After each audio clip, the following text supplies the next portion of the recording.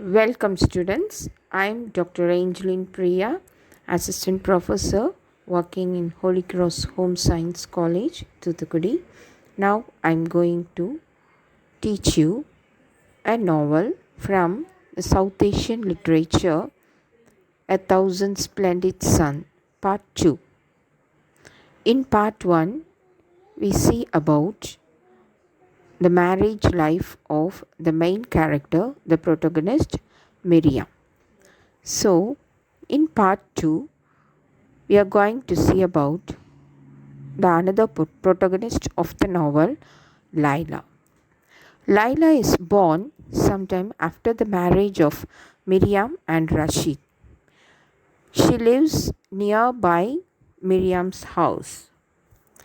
Since her youth, Laila has a close male friend and his name is Tariq. Tariq lost one of his legs from a landmine. As Tariq and Laila grow up, she falls in love with him. Ahmed and Noor, Laila's two older brothers, leave to fight for Mujahideen in the Jihad.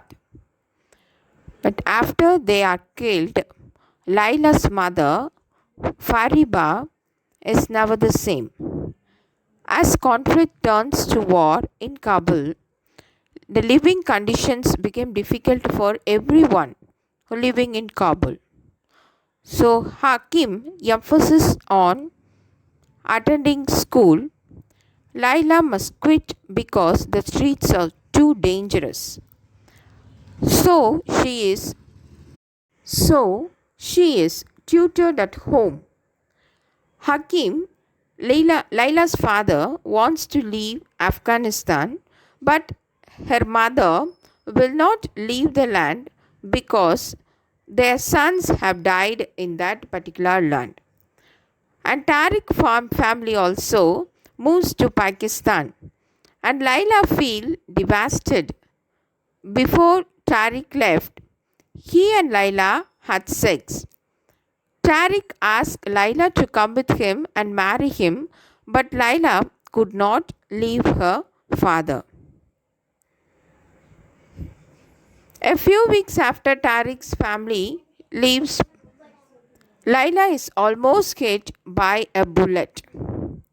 This event wakes Fariba to the ongoing risk of living in Kabul, and so she agrees to move to Kabul.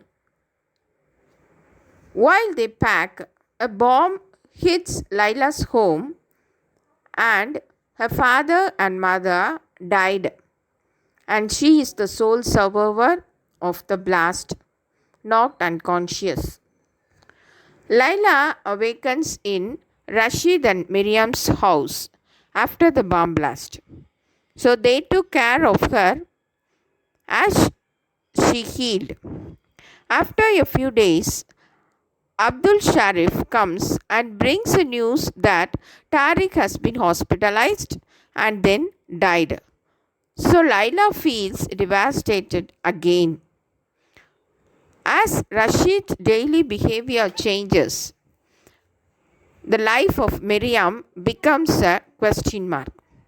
Miriam perceives that Rashid is courting Laila. She protests, but he does not care about it.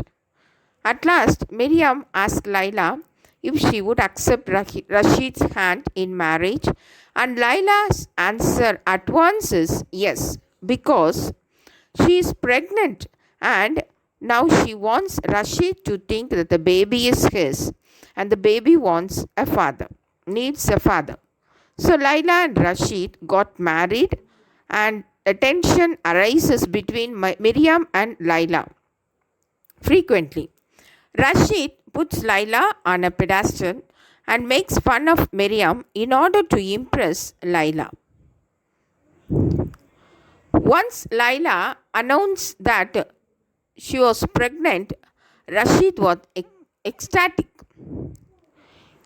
He prayed for a boy baby and held Laila in even higher esteem. But Laila has a baby girl and they named it Aziza. and Rashid feels disgusted by the smells and sounds that fills the house. Rashid soon neglects the baby and implies that he knows the baby is not his.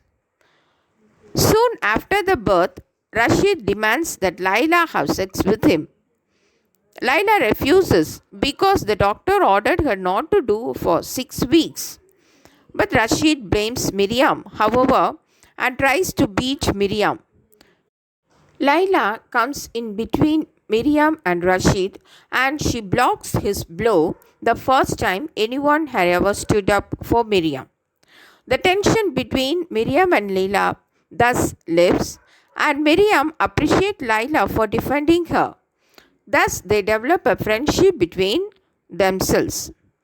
Laila has planned to run away from Rashid soon after Aziza was born. She had begun stealing money from Rashid in order to put her plan into action. After her friendship with Miriam develops, she invites Miriam also to run away with him.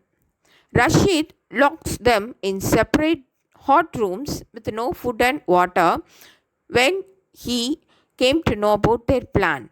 He threatens to kill the three if they attempt to run away again. And Laila becomes pregnant again and gives birth to a boy and they named as Zalmai.